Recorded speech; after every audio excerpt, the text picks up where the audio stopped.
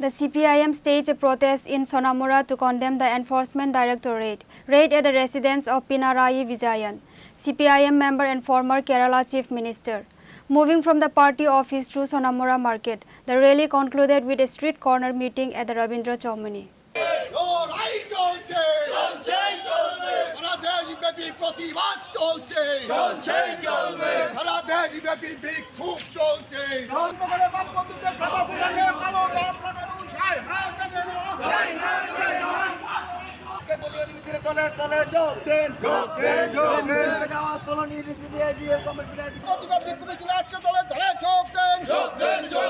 Sonamura Sub-Divisional Committee Secretary and MLS Yamal Chakravarti strongly criticized the central agencies, leveling the raid a political conspiracy to defame the CPIM, which he stated remains free of corruption scandals.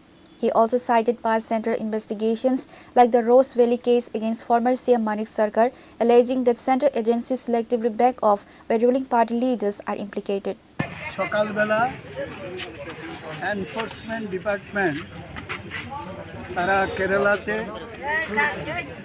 কেরালার প্রাক্তন মুখ্যমন্ত্রী এবং ভারতের communist party মার্ক্সবাদীর polit ব্যুরোর সদস্য comrade Pinarayi বিজয়নের যে ভাড়া বাড়ি, যেটা মুখ্যমন্ত্রীর পরে উনি গিয়ে উঠেছেন, সেই ভাড়া বাড়িতে প্রথমে তারা তল্লাশি চালায়। একজন মুখ্যমন্ত্রী, প্রাক্তন মুখ্যমন্ত্রী, এখন বিরোধী দলনেতা, ওনার বাড়িতে ঢুকতে গেলে কতগুলি প্রটোকল মেনটেন করতে হয়, কোনো রকম প্রটোকল মেনটেন না করে তারা সেখানে ঢুকে বাড়ি তল্লাশি করে। পাশাপাশি ওনার পৈতৃক যে বাড়ি, সেই বাড়িতে যায়, ওনার মেয়ের বাড়িতে যায়, আরও 10টা বাড়িতে যায়, বিভিন্ন জায়গায় তারা তল্লাশি চালায়। পিনারাই বিজয়নের বিরুদ্ধে এর আগেও তারা তল্লাশি করে কোর্টে বিভিন্ন রিপোর্ট পেশ করে, তাতে কোনো রকম অসঙ্গতি সেখানে পাওয়া যায়নি এবং পাওয়ার তো প্রশ্নই নেই। কারণ ভারতবর্ষে যারা এই ধরনের বিভিন্ন রাজনৈতিক দলের সর্বভারতীয় নেতা, মুখ্যমন্ত্রী, অন্যান্য কেন্দ্রীয় মন্ত্রী, যে কয়েকজন লোক সবচেয়ে